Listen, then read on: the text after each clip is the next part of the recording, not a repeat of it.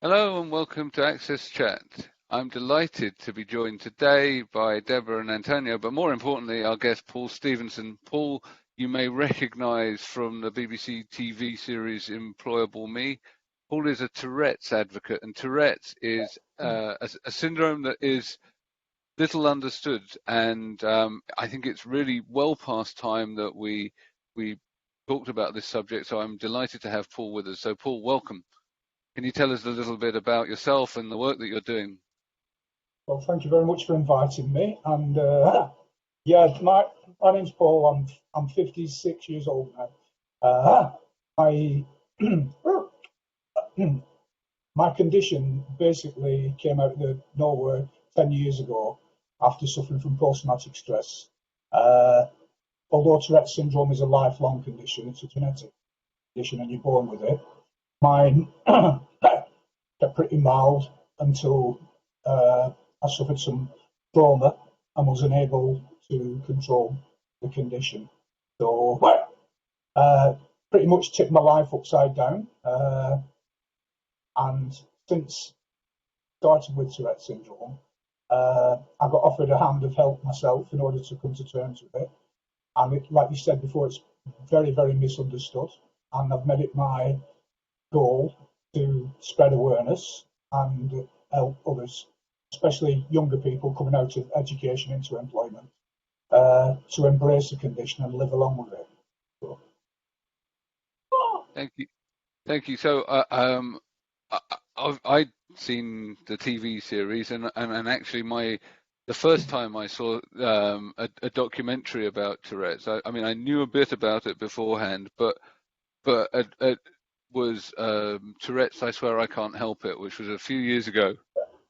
And that was an amazing documentary. But at the same time, people think it's humorous, but the consequences of some of the stuff that happens is significant. You were tweeting not long ago about it's a good job you being quite a burly guy, because you had a tendency to walk into public toilets and not be able to control what you said. Yeah, just shouting random things out, which obviously, I always say that my vocal tics end up being the most inappropriate thing that you're in. So, you get racist tics, you get tics insulting people who are in authority, slurs against people, your friends, different things, and it's not really got any control over what's going to come out. But saying that, people like myself who have this condition, coprolalia, are a very small percentage of the average Tourette's person who lives with Tourette syndrome. They reckon 5 to 10%, but myself and a few other people around the world think there's quite a few more.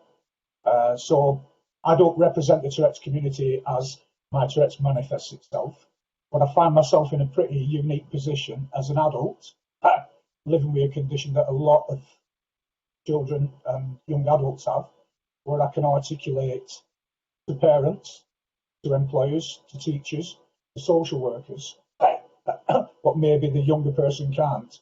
And also, it gives me a connection with younger people, because one of the biggest journeys I've made is Tourette syndrome. You get your diagnosis, and the doctor goes, "Congratulations, you've got Tourette syndrome, there's the door." And it's like, well, what do I do next? And there's so many things. I mean, you can't, there's that feeling of not being able to believe why these things or understand why these things are coming out. So the journey is about embracing the condition and getting to understand everything about it in order to carry on and live with Tourette syndrome. Hey! Oh, bollocks. Yeah, and I guess there's a couple of elements that there's the element of making sure that people have the support they need when they get their diagnosis, and then there's also the element of making sure that the people around them understand what's going on and can support them and don't take it to heart when, you know, tics come in and you accidentally whack someone or offend someone. That's the most important. That is better than any prescription, because there's no specific medication for Tourette's and there's no cure. So the dilemma we've got, what do we do? Do we stay indoors? Do we hide away? And as far as I'm concerned, is that if somebody came into a workspace in a wheelchair and their disability confined them to a wheelchair, people might turn around and notice somebody coming in and think, oh, that person's disabled. Now, I want people to have that attitude with Tourette syndrome, that when someone walks into a room with Tourette syndrome and what creates a disturbance or makes a noise, people just think, oh, and not pay any more attention than that. You know, other than, hi, how are you doing? Let's get on with things. And I think that it's going for that acceptance. And I don't think we've quite got that acceptance yet with Tourette syndrome in society. And that's due to the inappropriateness of it and also the stigma attached to it, that everybody thinks it's a comedic condition and and that everybody swears with Tourette's. So there's two things there. There's this acceptance and changing the stigma. Hey, whoa. It's funny, Paul. First of all, thank you for being on the program. We really, really appreciate your work, because we really focus on, you know, just accepting who we each are as human beings. And so I was thinking too that we think it's so funny that everybody with Tourette syndrome all of a sudden starts cussing and cursing, and we've made it such a joke that we've made the stigma worse. And I know off air you were talking about just some of the misunderstandings in your life that people have. You know, you're going through adoption and stuff like that, and people, they think there's so much misinformation specifically about Tourette's. It's just amazing. You know, that it's a joke, and it's not a joke. It's, you know, and so I think your work is so important. And, you know, what are some of the things that you're suggesting that others with Tourette's, and I love that you're working with the young people too, because they want to, it seems like they're doing an even better job of understanding and accepting us each as being individuals. And do you have quirks? I don't know. Why are they quirks? It's just who you are. It's, you know, you're made up of a million different pieces, and that's just one piece. So I'm curious what you recommend to the younger people that are trying to deal with this. How do we change society's minds about, you know, Tourette's and neurodiversity? I could give you an example. At one of the meetings, a young person came to me, because we've got some support groups around the UK. I go into schools and, like I said, I go into universities. But at one of these support group meetings, a young person came up to me and said that I'm not getting any help at college. So I think I'm going to change college. Do you think I should change college? So I asked the questions, how long you've got at college? You have a lot of friends at college? Yes, I've got 6 months left. I said, what help do you need? And the young person said, not 100% sure. So I said, do you fully understand how your condition manifests itself? You know, and it's only until you understand how Tourette's and yourself work. Now, when you get a diagnosis of Tourette syndrome, it's not usually a standalone diagnosis. It usually comes along with ADHD, OCD, and other spectrum disorders. So you've met one person with Tourette syndrome, you've met one person with Tourette syndrome. And also in that mix is your personality, because my personality is so entwined in my condition, and we're pretty much unique like a fingerprint. So one thing that I do suggest to young people is go on that journey, go on that voyage of understanding, getting to know yourself again and how you are with Tourette syndrome. That makes sense. It does make sense. I don't know enough about Tourette syndrome, but I'm going to assume, like anything else that we're dealing with the brain, when you get in more stressful situations, it probably gets a little worse. I would just assume that. I don't know that for sure. That's correct. So in a time when you're trying to control it, right? Go ahead. Well, it is. You're correct. Stress and anxiety exacerbates the condition. So when I'm talking to people on how do we work along with someone who's got Tourette syndrome, what I try and do is build up an appreciation for the individual with Tourette syndrome, that their work day or their school day doesn't start at 9 o'clock or 8 o'clock on Monday morning. That day starts the night before, preempting what things are going to befall you. Am I going to be in a situation where my tics are going to bother people? So the anxiety is building up all the time. How am I going to concentrate on doing my work all day when I'm holding my tics in? So we find a lot of people with Tourette syndrome in a public scenario, in a working scenario in school, suppress and hold the tics in. Now, this takes extreme amount of concentration, willpower. So if you think about it, at school, we've got people with Tourette's who are like middle level attainment, but yet the reason why they're at that middle level is because they're holding and suppressing and dealing with all this neurological stuff that's going on. So if we can relieve any of that stress and pressure, this is the thing, is once they get to understand the condition and they can explain things to people, then the next step is getting other people to understand, and what can we do to make your day easier so you can cope and you can be productive and get along with things. And it's, for a very complex neurological condition, there's some very fundamental things that we can put in place to deal with that. Okay. I'll use it for example, my own, because I was born in the 60s, I had ADHD, OCD, sensory processing and Tourette's. Now, I didn't know I had the conditions. I think we had what we called back then naughty boy syndrome. That's what people, that's all I was, a naughty child. But I had quite a high attainment level at school. And my school reports, my mum's still got them. It reads back, Paul has got a very high attainment level, but do not be misled by this level, because he does nothing but disrupt, distract, and interfere with other children, and does not pay attention and daydreams.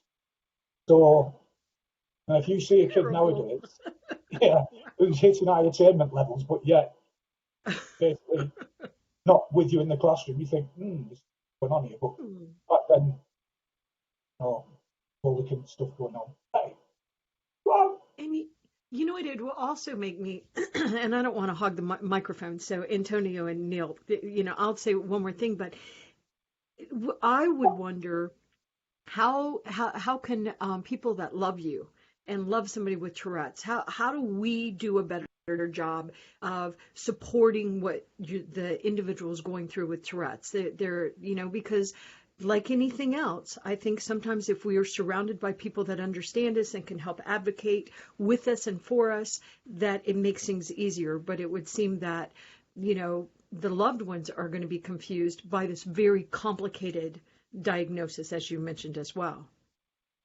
People make assumptions based on what the perceptions are, what they see. So my parents are very religious. When the condition came out in me, they thought, based on the religious faith, that I might have been possessed, and they did a lot of praying. And I understand that, and I'm grateful that they took that viewpoint. But once they got to know the condition, their perception changed to the point of realizing that this is a neurological condition Paul has no control over. And there's a grieving process goes on, because people are thinking, you want the best for your kids, you want your best for the future, and yet your child seems to have been taken over by this condition that moves you about and as you're saying things. But I'm still here, I'm still Paul, I'm still a son, I'm still a husband, a dad, and it's about our loved ones, how they view us. They don't see a clown, they don't see someone who's cracking jokes all the time, they just see someone who's got I did something with a rehabilitation centre in Newcastle, and they used to bring student nurses to my house. And the doctor who used to come, he said, I'm going to ask you a question now. Tell me your opinion of Paul. And nearly every one of them said, he's somebody who hasn't got very much control. So after an hour of being at my house, he asked them the same question again. He said, he's got someone who's got unbelievable amounts of control. Because, and that's it, just a very short period of time, perception changed, person goes off into doing whatever career they are, spreading that same message around. So it's keeping that positive message going on about talking. Hey, come on, hey. Paul, do you, in relation to young children and support for parents, so when young kids need to start interacting with others, could be at the crash, could be at early days in school, do you know any work being developed to support parents and to help kids? Because it could be they can be in a difficult situation. Kids sometimes the way out they understand others' behavior can also be extremely complicated. Do you know any cases where parents can have support? How can they manage and learn more about the condition of their kids in order to help them and also to help the community that they are part of? Right. Well, there's a lot of research going on with the Tourette societies, but I think that when you go to your consultant, your doctor, he can write you a prescription for medication. The best prescription that you can be given is to be encouraged to build up a good support network around you, and that's for parents to get involved in support groups, and they're getting advice off other parents whose children have Tourette's, off adults. Because myself as an adult, it's an untapped resource of information that I can, give to parents. And I think that when we run support group meetings, families come along, they meet other families, and they've got so much. Even though Tourette's is like pretty individual, like I said, they're getting life skills off other parents, like, well, how do you deal with a tic attack? How do you deal when it's night time and your son can't get to sleep because he's ticking? And parents goes, well, actually, I found out that this works. So one of the best things is to be involved with a support group network. And there are therapies out like cognitive behavioural therapies, and they seem to have a lot of success when on early diagnosis, early intervention. Pretty good. Like someone like myself, I'm a bit long in the tooth, It's been with me so long that it's become so entwined in my personality. Hey, I struggle to wonder where the condition starts and where does Paul stop? Hey. So I don't know. Did I answer your question there, Antonio? Hey. No, what I wanted was basically to talk about that and see how people can at least have some points when they were listening to the conversation that they can follow, because not just in this condition, in other conditions, parents sometimes are always a bit lost about what they should do. Well, And as we're able to understand since the days that we started AXSChat, there are some neurological conditions that are not very well understood even by doctors. So and sometimes parents struggle in that initial process. I think the point you're making, and also I'd like to add to that point, is that this isn't a rare condition. We're talking maybe 1 in 100 school children or people will be affected by it. But one of the negative things about the condition is that you feel so alone, you feel isolated. I've run 2 timelines on Twitter, and anything that comes up about Tourette's, a lot of negative things and bad things, and it has. But also, there's some people come on and they need help. And we aren't mentioning areas, but there was somebody from another country said to me that the son were having trouble at school. We feel so alone. We're in the middle of nowhere. I engaged, and I just asked them where they were.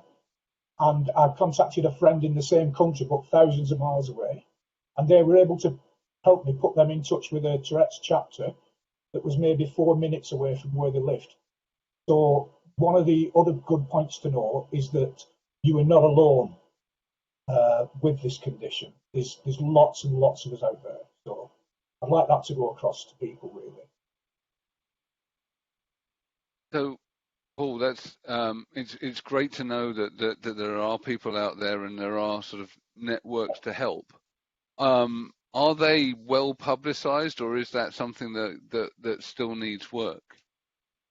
No, the well publicised. I think one thing that I'd like to see being done now is about early diagnosis, early intervention.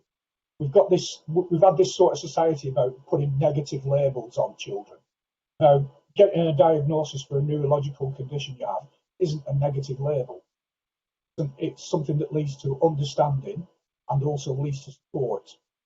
So what I'd like to see is that in all our consultants where we deal with neurology, is that, well, for instance, if we go to an electrical store and buy any product, with that product comes a guidebook on how do we operate this product. Now, what I'd like to see is that when you get diagnosed, you get given one of these guidebooks on what do I do next. And in these guidebooks, then what do I do next is, if you live in this country, get in touch with Tourette's Action. In America, in Canada, Tourette's Canada. Do you know, this is the phone number. What will help?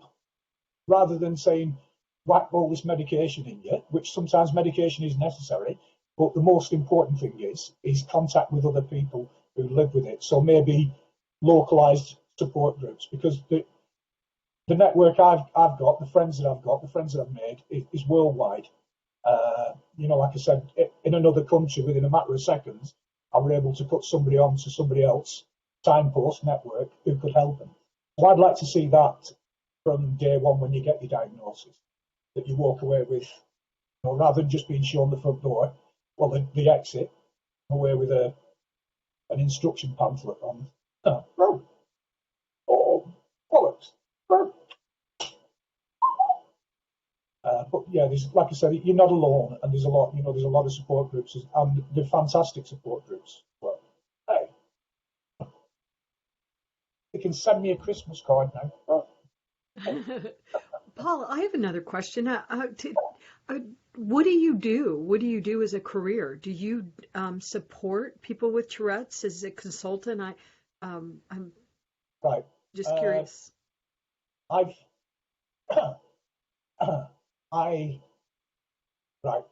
the moment, there's no funding for going into schools. Schools don't have a budget for this education. Teachers aren't taught. They're taught how to teach. They're not taught to be consultants, doctors, nurses. They're taught how to put information across to our children in the best way I can. So basically, it's a mission impossible task that they've got. Unless there's an introduction into certain neurological conditions, the first time they're going to come across it is when they have a child in the class. And this is why sparks fly, things don't work out. So since starting with the condition, I've made it my goal, looking for sponsorship to fund it, but I haven't yet found sponsorship. So I go into schools. I've not been able to secure long-term employment because my condition. What thing is about Tourette syndrome? The most predictable thing about it is that it's unpredictable. So yesterday I was having a tic seizure for 20 minutes on the floor. I tweeted about it afterwards. I couldn't move. Wow. And I dislocate my shoulders. I dislocate my knees. Now, so people, it's not I don't want people to feel sorry for me or anything like that, but it's not just about inappropriate stuff, Tourette's. It's not just about people making noises. There's a lot of secondary disability that comes along with it, where you wouldn't think that a neurological condition could give you severe orthopedic issues.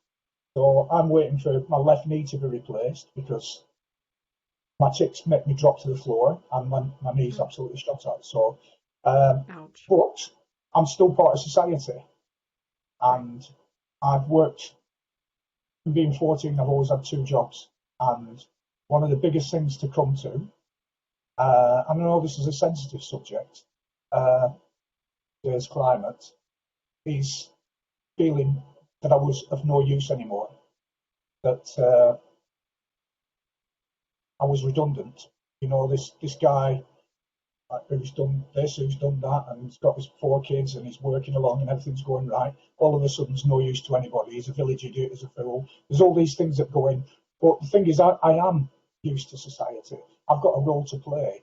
I could sit back and I don't have to do this, but I want to do this because I want to change perceptions.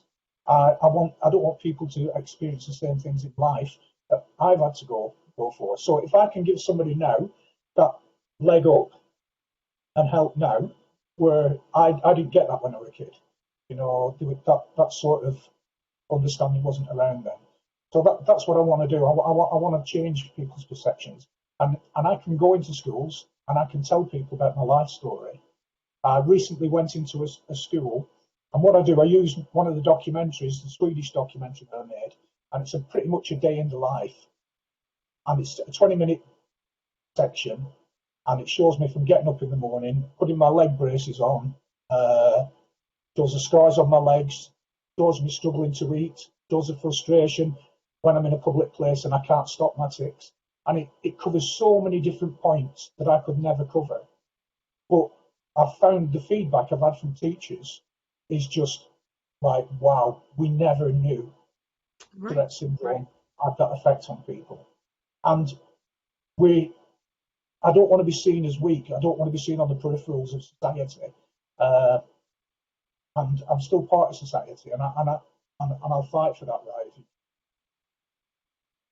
Yeah, it would be nice to see some corporate sponsors stand up and, you know, help fund your work, because your work is so important. And it's important certainly in the school system, but it's also important in the workforce, because I would, just based on what you're teaching me now, I would assume that people with Tourette syndrome probably are underemployed or unemployed in a much higher percentage than other parts of the population, probably other parts of the disability population as well, just based on what you're telling me. And you're telling me things I didn't know.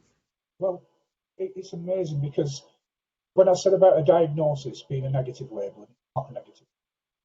If we don't get a diagnosis of our conditions, we get branded with negative labels. So when I was at school, I was called good for nothing, daydreamer, inherently evil, and lazy. And this, you know, I'm thinking, I'm a hard worker, you know, I'm not lazy. And it doesn't affect your IQ neither. You know, a lot of people with Tourette syndrome have got a high IQ. And I found that out when I did Employable Me with Nancy Doyle. We went through this test over a 4-hour period, and I found out that I'm a visual thinker. I've also got a thing for coding, for remembering numbers and sequences. Now, I used to work at a paint manufacturer's, and after 2 or 3 months of being there, I knew every single code for every single product that they had. I didn't specifically go down to memorize them all, but I no longer needed a book year thick. I remembered everything, and I only came to this understanding of it is when Nancy explained I could read a sequence of 13 numbers back, random numbers in reverse, and I didn't know I had that thing. So another thing that I want to do is be able, if we could get something in place, like, you know, we've got SATs in Great Britain where children are tested, and that testing just goes to the government, and it does nothing it's no beneficial to the child whatsoever, other than put them in a lot of stress.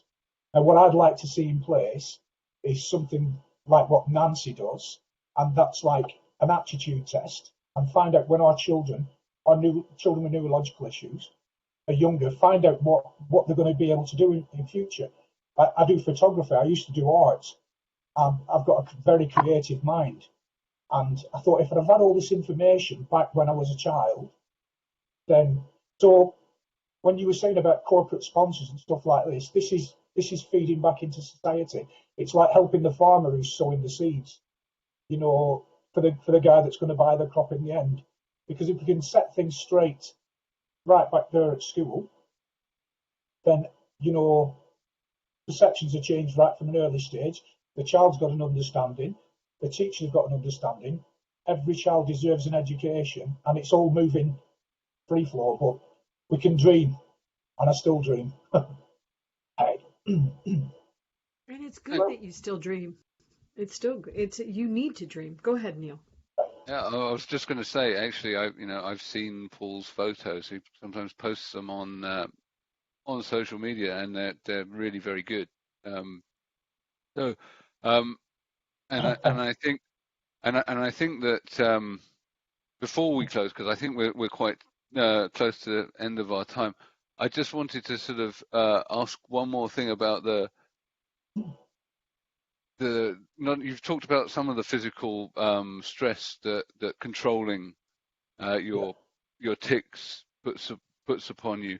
I mean, how do you deal with that, you know, how do you keep the energy to keep going? Because I mean, just restraining yourself from the ticking is I appreciate tremendously hard work. So what do you do to recharge your batteries?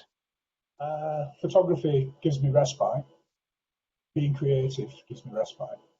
Dream photography. I dream landscapes. I dream things. I sleep and I physically train.